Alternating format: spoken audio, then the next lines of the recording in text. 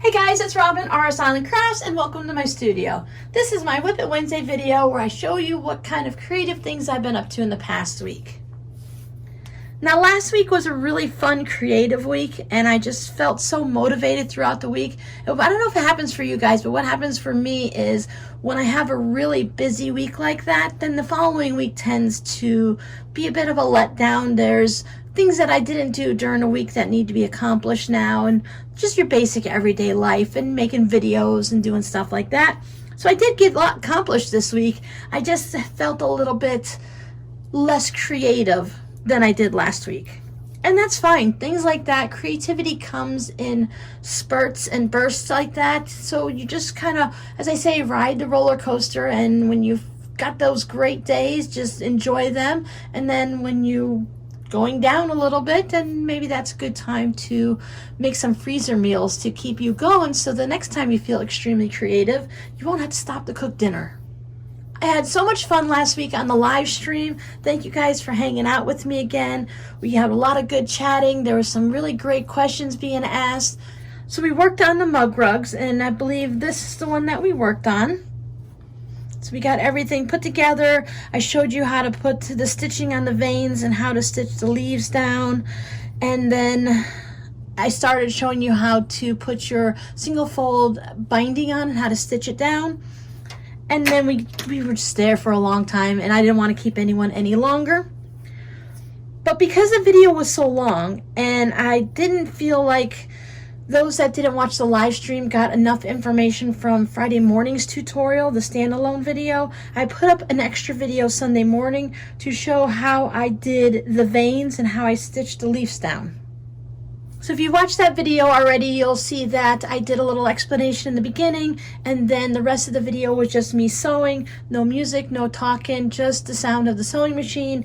And I showed you a couple different ways that you can use your regular presser foot to get these things stitched down. I did learn, just like anything else, the more you do it, the more you practice it, the better you get. Sometimes things just turned out and looked really great. I really like how this one turned out. But this guy here had some problems. But at the same time, I don't mind, because when you look at something in nature, it's not perfect. I mentioned that a lot in all of these videos, that nature is not perfect. So if yours don't come out perfectly, it's okay. A little quirk here and there just makes it look like someone took the time to do it. It's not machine made. It's not machine embroidery, because I know there's different ways you can design certain special machine embroidery machines, and they have things you can download to make all of this for you. So we did it ourselves, and afterwards we have some great things to use around the house or gifts. As you can see, I've got clips on 3 of them still, because all 3 of these still need to have their binding hand sewn down. That'll be a nice project for me to do in the mornings when I'm just starting to get into my studio here and just starting to get a little bit crafty, and it's like a good warm-up exercise. If you were to go for a 6-mile run, you wouldn't just start out and run as fast as you can. You do some type of stretching exercises. You might just start at a walk or a slow jog, get your body warmed up and going. So I'm going to go ahead and use that for this. These can get me started in the morning, and hopefully they will all be done by the end of the week. Of course, I had to make a tote bag.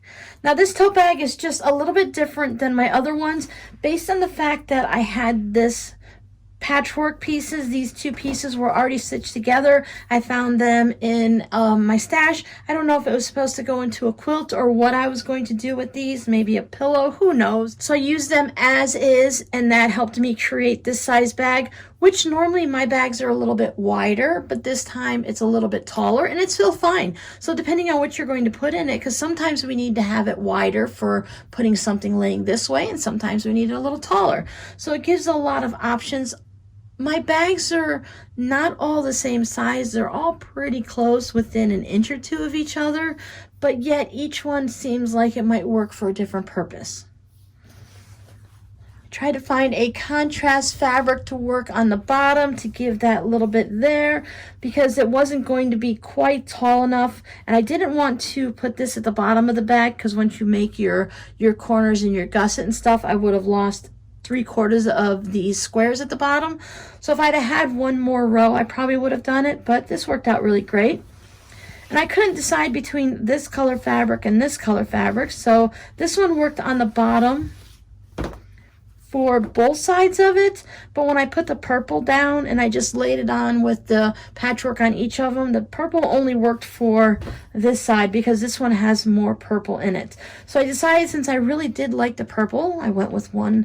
I don't even know what this color is. It's not maybe an aqua-y, it's not a green, it's not a blue, this color. And then I went with the purple handles. I also wanted to try something a little different on the inside. I went with a little bit of a wider zipper pocket with the purple contrast. But on this side, I wanted to not have one of those slip pockets that sit right on it like the back of your jeans. I wanted something similar to this where it went into between the lining and the outside of the bag. Now that I know that this is called a welt pocket, the only thing I am missing, and I didn't know how to do it and I couldn't find a video because when I was making this, I didn't know it was a welt pocket. One of my patrons helped me out with that. I'm missing that little bit of a flap, you know, on the outside of, mostly I see it in the men's suit jackets where they have that pocket where they can put their hand in and it has this bit of fabric, like a flap at the top of it. That's what I'm missing right here. So this reminds me of like a clothespin bag that has that opening right there so you can just pull your clothespins in and out. But it still is going to work great as a pocket. It's nice and roomy and opened up so you can get in there easily. I did put my tag on the inside.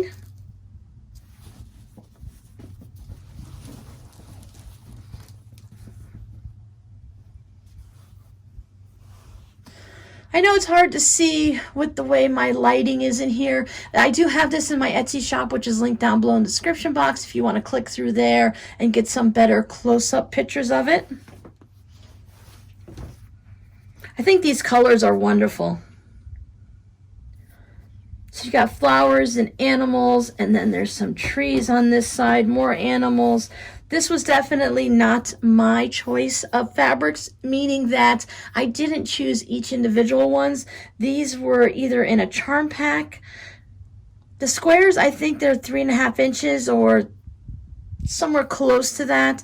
So either I trimmed down a charm pack or I purchased these. I'm pretty sure I got them from Connecting Threads, and they might have been, I remember vaguely many years ago they had some different size squares that weren't all 5-inch charm packs, so I might have just picked up something like that. So that's everything that I worked on this week, but I did receive a fun fabric postcard. So it's got a piece of fabric here. This is tulle over it to hold everything in place. And then there's sequins that are nice and gold and shimmery. So these are some birds on a box of bird seed. Oh, maybe it goes this way. Yep, there it goes, because the bird seed's knocked over and the birds have gotten into it. So this is really pretty to go into my collection. And there's some sequins underneath the tulle also. So that's going to add some nice shimmer to everything. Did I mention I received this from one of my amazing viewers? Just want to make sure I put that out there just in case. This came in the mail this past week. This person likes to send her postcards in an envelope, which is perfectly fine. I'm not, saying anything against that. But it's really fun that I know when I see her name on the return address, I know what's inside that envelope. It's great to receive them like this or in the plastic sleeve like I do, but just knowing that that's what's in the envelope. And it's only a short distance from my mailbox into my house and down into my craft room, but I withhold the excitement so that I can't open it until then. It's silly, I know, but I know I want to just sit down and relax and open it to enjoy it and not like rip it open while I'm walking up the driveway. So it just gives it a little bit better time to view it and to enjoy it and to see all the little pieces. Because I do know that when I receive something like this, I look at it, there's writing on the back, so I read the note on the back and I'm like, oh, cool. So then I set it down. And I come back to it later and I can pick it up to see that there's sequins underneath the tulle and to figure out which way the card is orientated. It's just the little things that you don't see when you first did it. The stitching around it and around the little bit of a flower here. You've got your little bit of like vines coming off of it. So you don't, I know I don't always take it all in at once. Just like when you receive a gift of a quilt and you're looking at it and it's just a whole thing, you see the entire pattern and it's beautiful. But then when you sit down and snuggle up with it and you have the blocks up close to you, you can see the individual fabrics. I do have a little bit of a plan of what I want to work on this week coming up. So my tote bag this week is going to be this fabric. I do have this, and I was probably, I don't know what I was making. This could be left over from another quilt, or this could have been somewhere along the lines of maybe I was making this, because again, this is something that I've had for several years. We had a coffee table in the living room, so maybe I was making a little table topper for it. We don't have the coffee table. We used to have a nice footstool that lifted up and turned into a coffee table. And we also had one that lifted up for storage. You know, you could flip them over and then they have the hard plastic where you can put your drinks and stuff. I can't be trusted with drinks and stuff like that. Neither can my children when they were younger. So I'm going to take this, and I was just looking at it before I turned the camera on, and I was thinking, well, if I did it this way,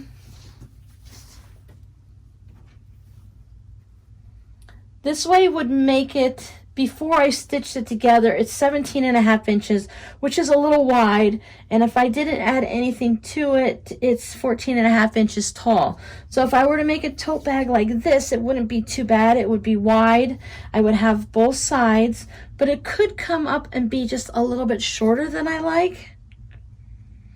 So I thought, well, maybe if I turned it this way, then it would put me at about 15 inches, just shy of that. And I'd have plenty this way. But if I were to not add any fabric to the bottom, then I would lose about that much. So that's not too bad either. Then I would just have to find some coordinating fabric for handles and the lining and stuff. But I could also take off a section and add it to there to make it a little wider. So, but then it would end up being, I don't know. So I'm going to play with it a little bit, and I'll do like I was just doing and chatting with you and see, well, if I did this and if I did this and see what I come up with. I do kind of like it like this.